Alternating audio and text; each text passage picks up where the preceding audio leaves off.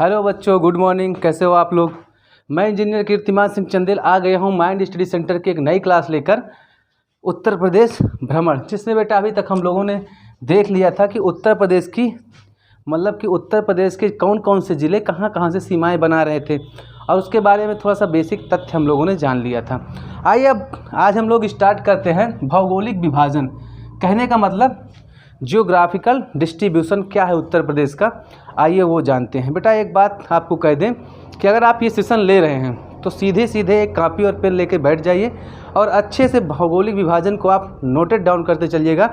अब आपके आने वाले जितनी भी एग्ज़ाम्स हैं, चाहे भी वो UPSSC ARO का हो या फिर स्टेट PCS का हो या फिर आपका पेट का हो, वहाँ पे उत्तर प्रदेश से जुड़े हुए ढेर सारे क्वेश्चंस पूछे जा सकते हैं और वो इन्हीं बेसिक तथ्यों से निकल के आने वाले हैं। तो आप इसके लिए ना एक मैप ले लीजिए उत्तर प्रदेश का और बैठ जाइए हमारे साथ और करते रहिए एक एक क्वेश्चन। कोई दिक्कत की बात नहीं, आपको हम उत्तर प्रदेश रटा देंगे भाई, जहाँ चाह वहाँ रह। आप लोग हमारे साथ बने रहेंगे और करते रहेंगे तभी होगा। अब ये मत करिए कि मतलब लेके बैठे देख रहे हैं, पढ़ने में मन नहीं लग रहा है। अब मन नहीं लगेगा तो फिर क्वेश्चन कैसे बनेंगे और आप समझोगे कैसे उत्तर प्रदेश को।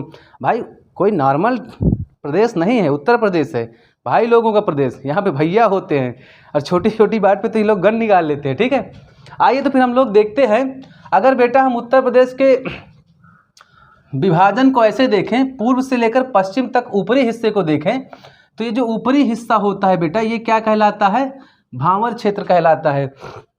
वहीं पे इसके नीचे का जस्ट हिस्सा, मतलब कि ये सहारनपुर से लेकर कहाँ तक का, कुशीनगर का ऊपरी हिस्सा क्या होता है, भांवर क्षेत्र होता है। और उससे थोड़ा सा नीचे हम आते हैं तो वहीं सहारनपुर और से लेकर कुशीनगर तक का जो उससे नीचे का हिस्सा है बेटा, ये क्या कहलाता है, ये कहलाता है तराई का क्षेत्र।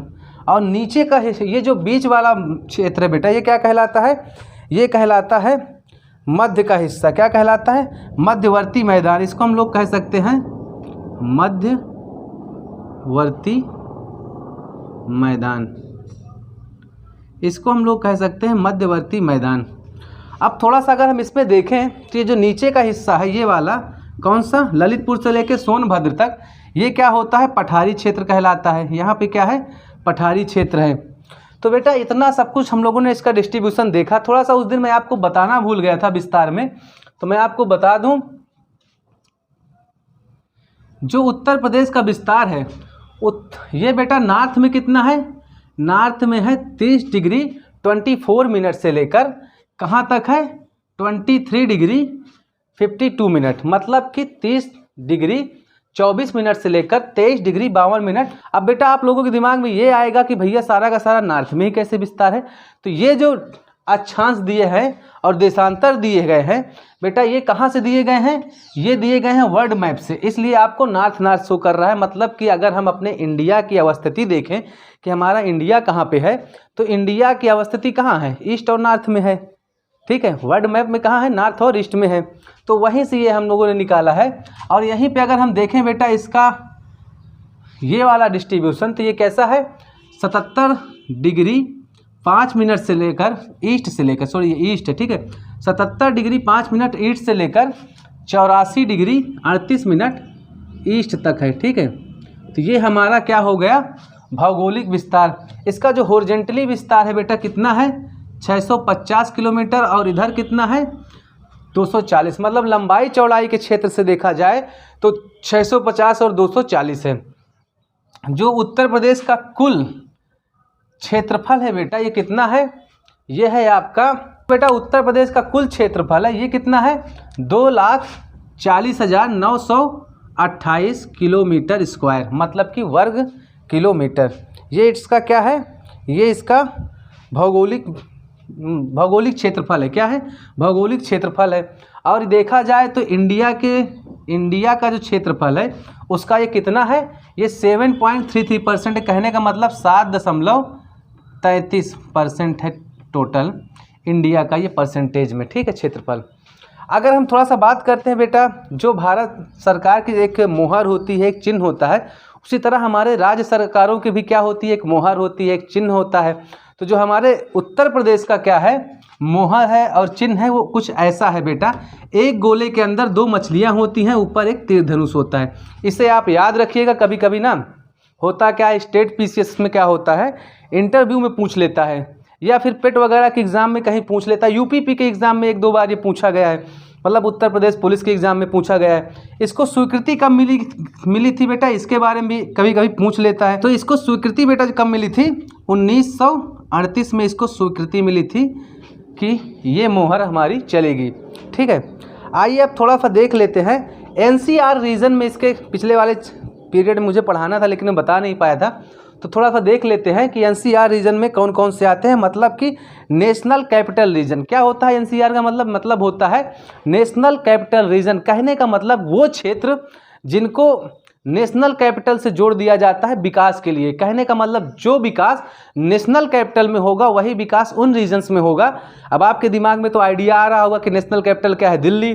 कहने का मतलब सीधा सीधा यहाँ है कि दिल्ली के आसपास रहने वाले आसपास जो ज़िले हैं हमारे, वही हमारे आते हैं किसमें, नेशनल कैपिटल रीजन में आते हैं। तो आइए हम आपको बताते हैं कौन कौन से ज़िले हैं।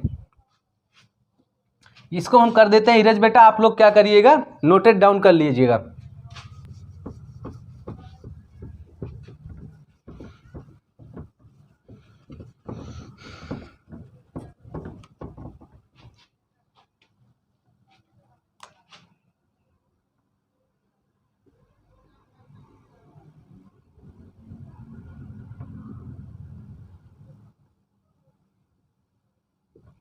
नेशनल कैपिटल रीजन,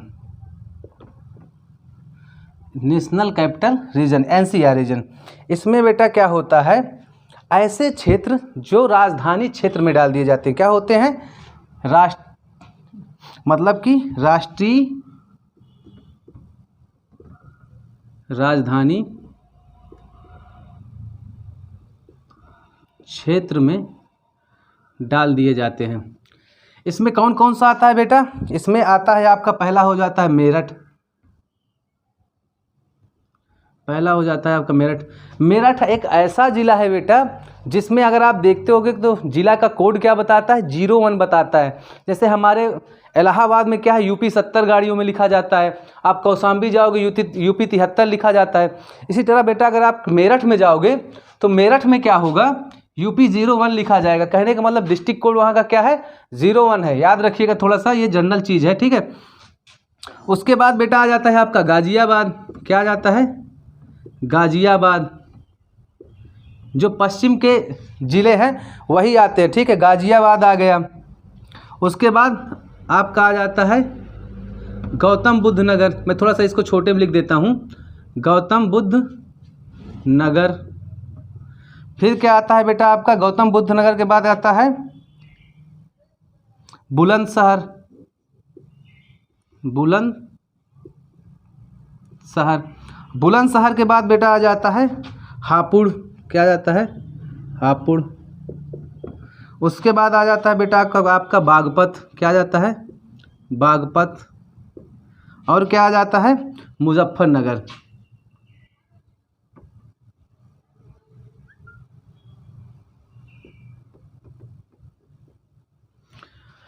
मुजफ्फरनगर आ जाता है। देखा जाए तो कितना हो गया, 1 2 3 4 5 6 7, ये 7 ज़िले हैं जो एनसीआर रीजन में आते हैं। लेकिन अभी कुछ ज़िलों की प्रस्तावना दी गई है, प्रस्तावित किए गए हैं कि इनको भी क्या किया जाए, विकास इनमें कम है, इनको भी एनसीआर रीजन में डाल दिया जाए, जिससे क्या हो कि इनका विकास ज़्यादा हो सके। तो प्रस्तावित कौन कौन से हैं वो भी देख लीजिए आप। प्रस्तावित में बेटा पहला आपका तो मथुरा आ जाता है, मथुरा, शामली, मथुरा, शामली, अलीगढ़,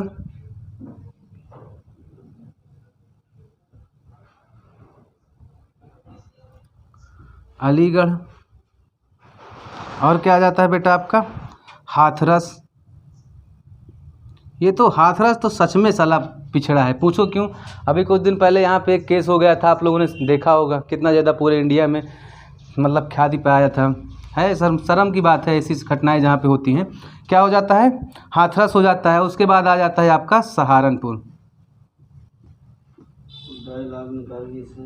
सहारनपुर। ठीक है, तो ये क्या होते हैं बेटा प्रस्तावित जिले हैं जिनको कहा गया है कि एनसीआर रीजन में डाला जाए।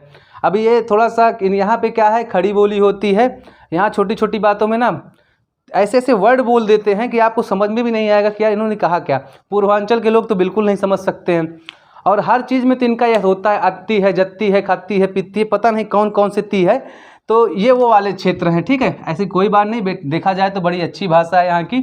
और अब हम लोग देखते हैं बेटा क्या, अब थोड़ा सा देख लेते हैं हम लोग कि ये जो डिस्ट्रीब्यूशन हम लोगों ने किया है कैसे कैसे किया, और ये जो क्षेत्र आते हैं, भांवर क्षेत्र, तराई का क्षेत्र, पठारी क्षेत्र और मध्यवर्ती मैदान, ये कौन कौन से क्या हैं, किस किस भौगोलिक स्थिति पे हम लोगों ने इनको बांटा है। तो आइए अब देखते हैं, पहले देखते हैं हम लोग भांवर का क्षेत्र। इसको हम लोग इरेज कर देते हैं, यहीं पे बताते हैं आपको।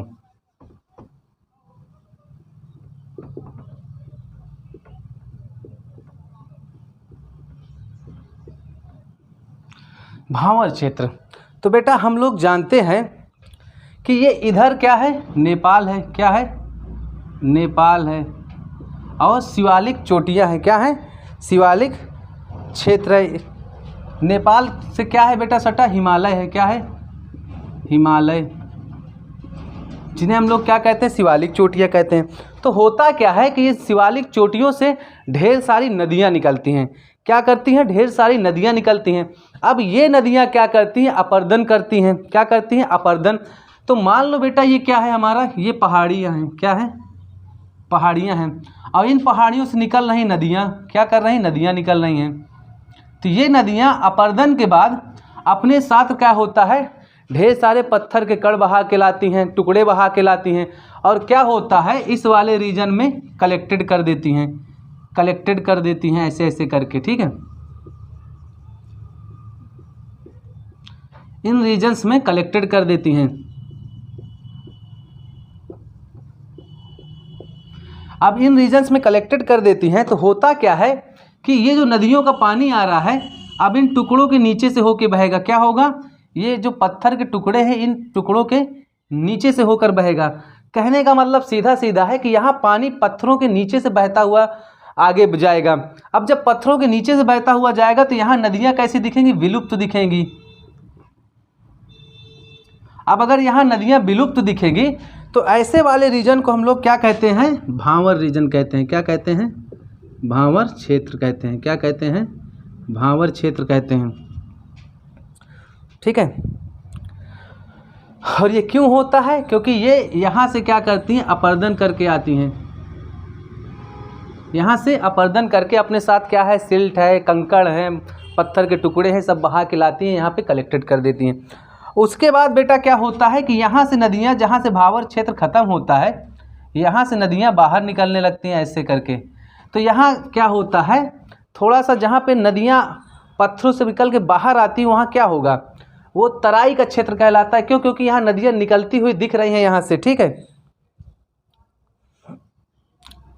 तो क्या होगा यहाँ पे, यहाँ का जो तापमान है थोड़ा सा नरम होगा। कहने का मतलब कि नमी रहेगी, यहाँ पे नमी रहेगी। तो जहाँ से नदियाँ दिखने लगती हैं इस वाले क्षेत्र को क्या कहते हैं, तराई कहते हैं, तराई का क्षेत्र, क्या कहते हैं, तराई का क्षेत्र कहते हैं। तो बेटा इस तरह हम लोगों ने देखा इसको, इस क्षेत्र को क्या कहते हैं, तराई का क्षेत्र। ये वाला कौन क्षेत्र है, हमारे उत्तर प्रदेश का उत्तरी क्षेत्र है, क्या है, उत्तरी क्षेत्र है। जो हमारा भांवर क्षेत्र है ये उत्तरी क्षेत्र आ जाता है। उसके बाद क्या आ जाता है, तराई का क्षेत्र आ जाता है। अगर थोड़ा सा हम देख ले बेटा कि जो तराई का क्षेत्र विस्तार है ये कहाँ से है बेटा, ये सहारनपुर से लेकर कुशीनगर तक है। कहाँ तक है, इधर सहारनपुर से लेकर कुशीनगर तक है। कहाँ तक है, सहारनपुर से कुशीनगर।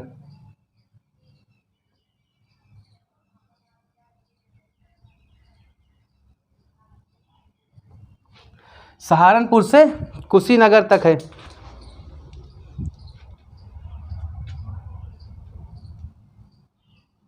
और ये जो क्षेत्र है बेटा ये पश्चिम से पूर्व की तरफ क्या होता है, कम होता है। क्या होता है, पश्चिम से पूर्व की तरफ इसका विस्तार कम होता जाता है।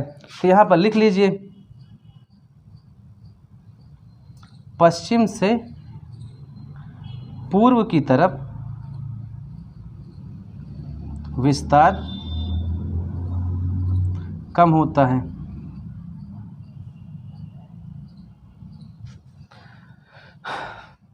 ठीक है, तो बेटा इस तरह हम लोगों ने देखा कि तराई का जो क्षेत्र विस्तार है कहाँ से कहाँ तक है, सहारनपुर से कुशीनगर तक है। पश्चिम से लेकर पूर्व की ओर इसका विस्तार बढ़ जाता है, कम नहीं होता, बढ़ जाता है बेटा, ये बढ़ जाता है। वहीं बेटा जो भांवर क्षेत्र है ये भी सहारनपुर से लेकर कहाँ तक है, कुशीनगर तक है। लेकिन ये क्या होता है, पश्चिम से पूर्व की तरफ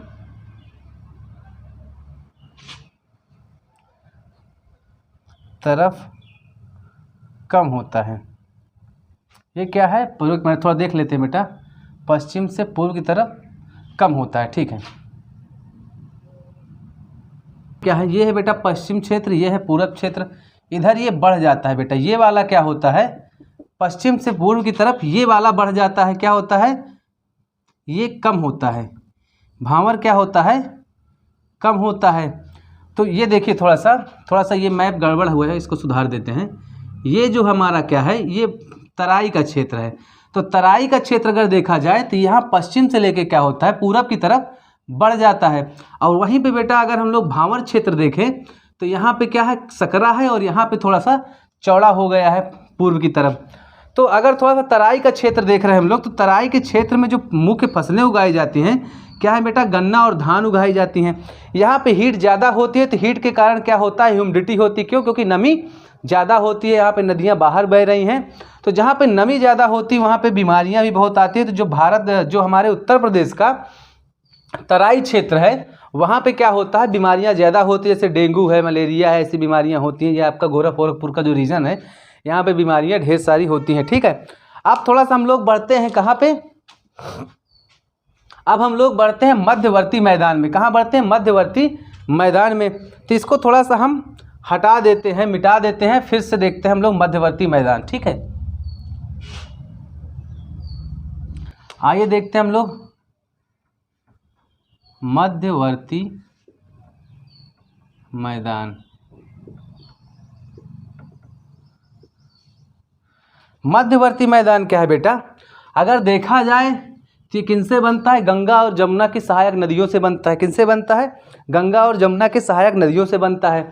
ये है बेटा आपकी गंगा, यहाँ पे मैंने दो नदियाँ शो की हैं, ये हैं गंगा और ये क्या है, यमुना। कहाँ पे आके मिल रही हैं, इलाहाबाद में, मतलब प्रयागराज में। तो बेटा इसको अगर हम बांटें, मध्यवर्ती मैदान दो भागों में बांटा जा सकता है। एक होता है खादर, क्या होता है, खादर, और दूसरा क्या होता है बेटा आपका, बांगर। क्या होता है, बांगर। इन दो क्षेत्रों में इसको हम बांट सकते हैं। बना है गंगा और यमुना की सहायक नदियों से बना है। गंगा और जमुना की जो सहायक नदियाँ कौन कौन सी हैं, गंगा जमुना की, ऐसे बता देता हूँ। जो गंगा यमुना की सहायक नदियाँ हैं बेटा कौन कौन सी हैं, रामगंगा, गोमती, घाघरा, गंडक। ठीक है, ये क्या करती हैं, ये थोड़ा सा हम इसमें देख लेते हैं। ये जलोढ़ मृदा का बना हुआ है। किसका बेटा, जलोढ़ मृदा का बना हुआ है। ये जलोढ़ मृदा का क्षेत्र है। अब आपके दिमाग में आता होगा कि जलोढ़ मृदा क्या है, तो बेटा मैं आपको बताता हूँ। जलोढ़ मृदा क्या होती है, ये दो प्रकार की होती है। कितने प्रकार की होती है, दो प्रकार की होती है। एक पुरानी और एक नई जलोढ़ मृदा। तो बेटा पुरानी जलोढ़ मृदा वो है जहाँ पे बाढ़ का पानी नहीं जाता। क्या होता है, बाढ़ का पानी नहीं जाता। और जो नई जलोढ़ मृदा है यहाँ पे क्या है, बाढ़ का पानी पहुँचता है।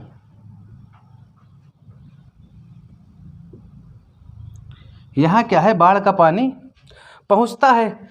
तो एक चीज़ देख लेते हैं कि जहाँ बाढ़ का पानी नहीं पहुँचता, इसको क्या कहते हैं, इसको कहते हैं हम लोग बांगर रीजन कहते हैं। क्या कहते हैं? बांगर क्षेत्र कहते हैं। अब वहीं पे जहाँ पे बाढ़ का पानी पहुँचता है इसको क्या कहते हैं? खादर कहते हैं। क्या कहते हैं?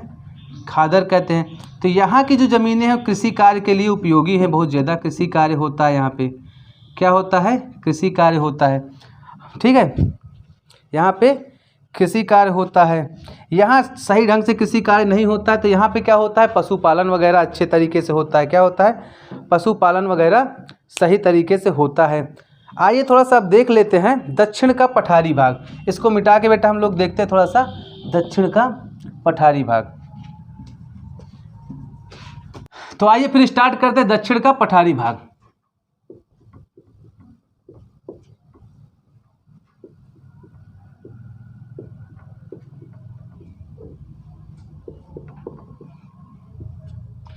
अब देखते हैं हम लोग दक्षिण का पठारी भाग।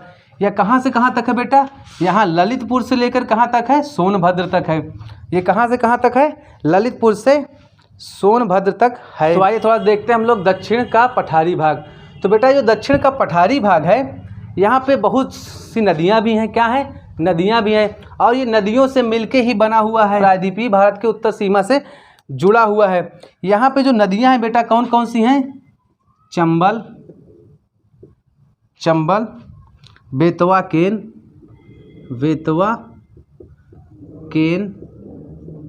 और कौन कौन सी हैं?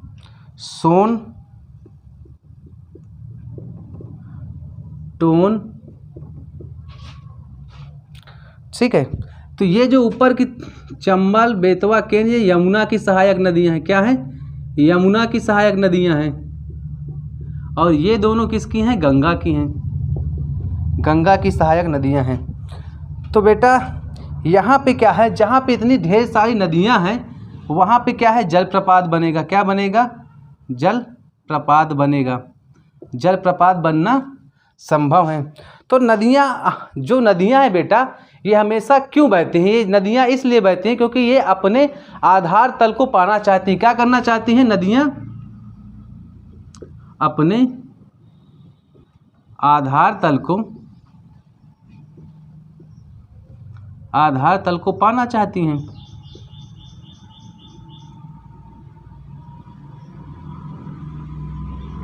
ये अपने आधार तल को पाना चाहती हैं। ठीक है, तो जब ये अपने आधार तल को पाना चाहती, मान लो बेटा ये हमारा एक रीजन है। ठीक है, अब ये रीजन है तो यहाँ पे नदियाँ बह रही हैं। क्या कह रहे हैं? नदियाँ बह रही हैं। अब नदियाँ बह रही हैं बेटा तो ये क्या करेंगी? अपने आधार तल को पाने के लिए मिट्टी को काटेंगी, वहाँ अपर्दन करेंगी, जिसके कारण क्या होगा? यहाँ पे वी प्रकार की घाटियाँ ही बन जाती हैं। क्या होती हैं?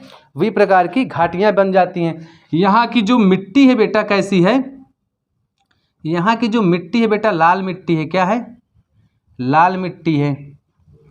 ठीक है, तो जो हमारे उत्तर प्रदेश का दक्षिणी पठार है या फिर पठारी क्षेत्र है इसको हम लोग क्या कहते हैं? यहाँ की जो मिट्टी है वो कैसी है? लाल मिट्टी। आप लोगों ने शायद देखा होगा बुंदेलखंड रीजन हो गया, झांसी, बांदा, महोबा, ये क्या है सब?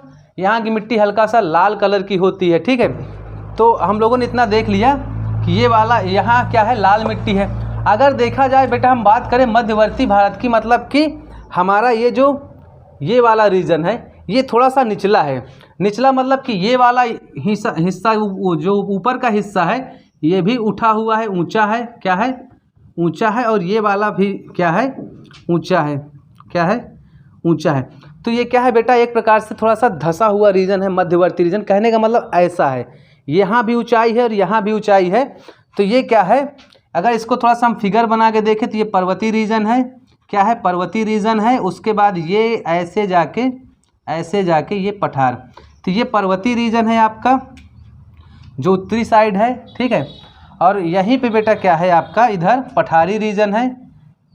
पठारी रीजन है। अब ये पठारी रीजन हो गया। तो ये जो मध्यवर्ती रीजन है उत्तर प्रदेश का ये क्या है? धंसा हुआ है, हल्का सा झुका हुआ है नीचे की ओर। अब थोड़ा सा हम लोग देख लेते हैं उत्तर प्रदेश की प्राकृतिक सीमा कौन निर्धारित करता है। ठीक है, थोड़ा सा हम लोग देख लेते हैं उत्तर प्रदेश की प्राकृतिक सीमा। तो जैसा हम लोगों ने देखा कि क्या है? उत्तर प्रदेश का उत्तरी हिस्सा और दक्षिणी हिस्सा क्या है? ऊंचा है। और मध्यवर्ती क्षेत्र क्या है, धंसा हुआ है, नीचा है। ठीक है, तो अब थोड़ा सा हम लोग देखना चाहते हैं, हम लोगों को देखना क्या था कि उत्तर प्रदेश की प्राकृतिक सीमा कौन निर्धारित करता है। तो आइए हम आपको बताते हैं कि उत्तर प्रदेश के जो उत्तर में है, कहाँ पे, उत्तर में है, क्या है, नेपाल से सटा हुआ है। तो यहाँ पे क्या है, शिवालिक जो चोटियाँ हैं, क्या है, शिवालिक चोटियाँ हैं, वो करती हैं, शिवालिक चोटियाँ करती हैं। वहीं बेटा दक्षिण में कौन करता है, विंध्याचल की पहाड़ियाँ और सतपुरा की पहाड़ियाँ, सतपुरा की पहाड़ियाँ, सतपुरा की पहाड़ियाँ।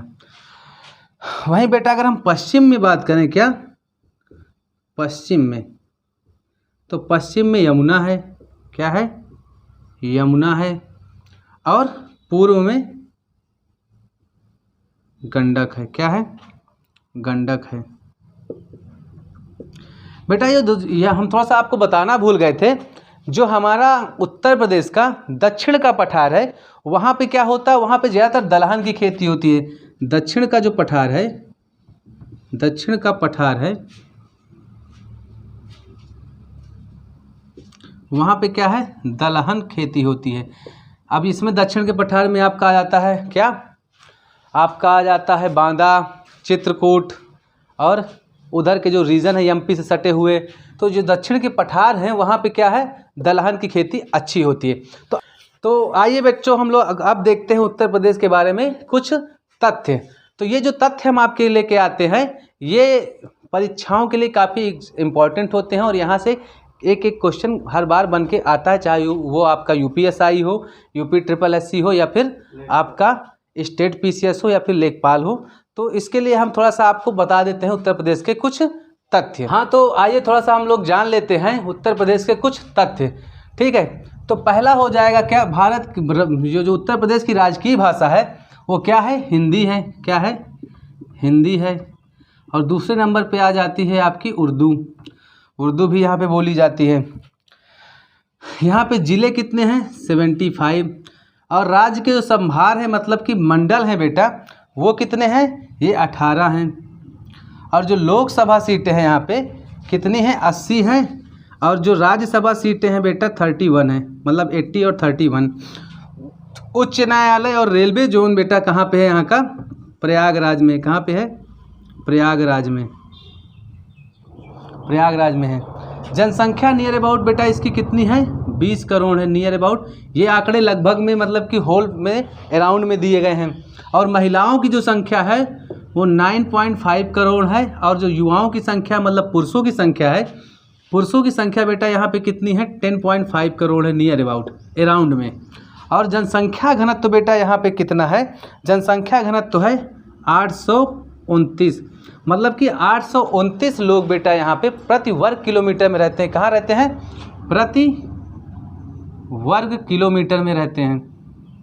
ठीक है, अरे ये रिलेटेड है बेटा डेंसिटी से, मतलब कि घनत्व। आप लोग अगर साइंस के होंगे तो आपको ज़्यादा समझ में आएगा कि क्या है वहाँ पे, भीड़ क्या है, भीड़ जनसंख्या। ठीक है, उसके बाद जो साक्षरता है बेटा यहाँ की 67.7% है उत्तर प्रदेश की साक्षरता।